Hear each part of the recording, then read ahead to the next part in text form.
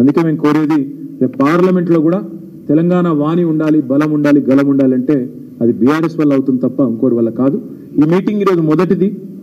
ఈ మెటీరియల్ మేము ప్రతి నాయకుడికి ఇస్తాము, ప్రతి ప్రజలకు కూడా ఇది చేరవేస్తాం. మొత్తంగా చేరవేసి తప్పకుండా మరి ఈరోజు మొదటి సమావేశం, ఇంకా 16 సమావేశాలు ఉంటాయి. 16 రోజుల పాటు ఇవి కొనసాగుతాయి. సంపూర్ణంగా మొత్తం సమీక్ష అయిన తర్వాత, ఎందుకంటే ఇవాళ మొదటి రోజు వచ్చిన మా ఆదిలాబాద్ నాయకులందరూ కూడా మళ్ళీ తిరిగి పాపం వాళ్ళు బెజ్జూర్ దాకా, దయగాం దాకా, అక్కడ ఆదిలాబాదు బేలా దాకా, జైనత్ దాకా చాలా దూరం పోవాలి కాబట్టి 350 కిలోమీటర్లు పోవాలి కాబట్టి వారికి తొందరగా పంపించే ప్రయత్నం చేస్తాం. రేపు కరీంనగర్ ఉంది, ఇంకా తదుపరి వరుసగా పార్లమెంట్ నియోజకవర్గాల వారీగా సమావేశాలు ఉన్నాయి. బహుశా జనవరి 22-23 తారీఖు వరకు ఈ సమీక్షా సమావేశాలు అయిపోతాయి. అయిపోయిన తర్వాత మా తదుపరి కార్యాచరణ మొత్తం అంటే శాసనసభ నియోజకవర్గాల వారీగా సమావేశాలు ఎప్పుడు ఉంటాయి, అభ్యర్థుల ప్రకటన ఎప్పుడు ఉంటుంది, దానికి కేసీఆర్ గారు కూడా ఇప్పుడిప్పుడే కోలుకుంటా ఉన్నారు.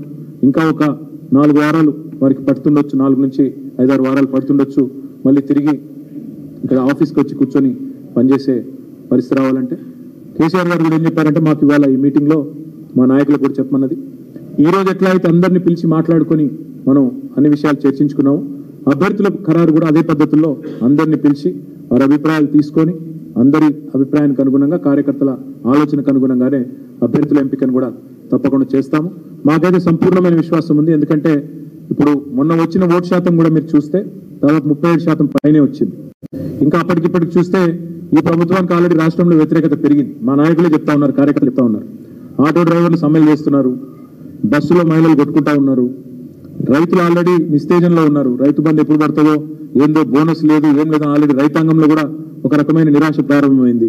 కొత్తగా నాకు తెలిసి వీళ్ళకు పాజిటివ్గా ఒక కార్యక్రమం కూడా చేసిందేమీ లేదు. కాబట్టి మాకున్న విశ్వాసం ఏంటంటే ఆల్రెడీ కేసీఆర్ గారు కూడా అయ్యో ఆయన ముఖ్యమంత్రి లేరు అనే భావన కూడా ప్రజల్లో ఉంది. కాబట్టి తప్పకుండా పార్లమెంట్లో మంచి ఫలితాలు వస్తాయి. తదనంతరం జరిగే పంచాయతీ ఎన్నికలు, లోకల్ బాడీ ఎలక్షన్స్లో కూడా మంచి ఫలితాలు సాధిస్తామనే విశ్వాసం ఉంది. మా కార్యాచరణ కొనసాగిస్తూ పార్లమెంట్ నియోజకవర్గాల సమీక్షలు కొనసాగిస్తూ ముందుకు పోతాం. మళ్ళొక్కసారి నేను చెప్పేది, తెలంగాణ బలం, తెలంగాణ గలం, తెలంగాణ దళం పార్లమెంట్లో ఉండాలంటే కేసీఆర్ గారి ఎంపీలు ఉండాలి, బీఆర్ఎస్ ఎంపీలు ఉండాలి. ఇది దయచేసి తెలంగాణ ప్రజలు అర్థం చేసుకుని రేపటి పార్లమెంట్ ఎన్నికల్లో మాకు మద్దతు ఇస్తారని చెప్పి ఆశిస్తూ మీకు కూడా అందరికీ ధన్యవాదాలు.